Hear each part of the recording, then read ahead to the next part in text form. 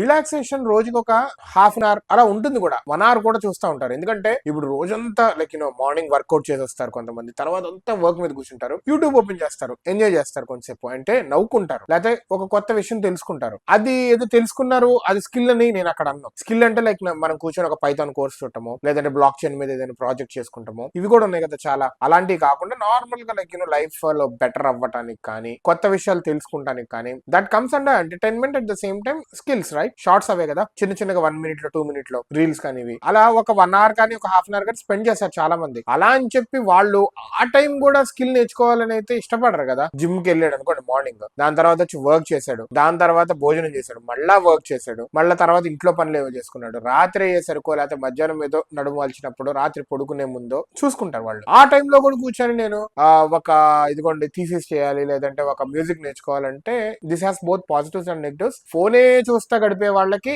ఇది అప్లై అవుతుందని నేను అనుకుంటున్నాను. రిలాక్సేషన్ కోసం చూసే వాళ్ళకి మాత్రం ఇది అప్లై అవ్వదని నేనైతే అనుకుంటున్నాను.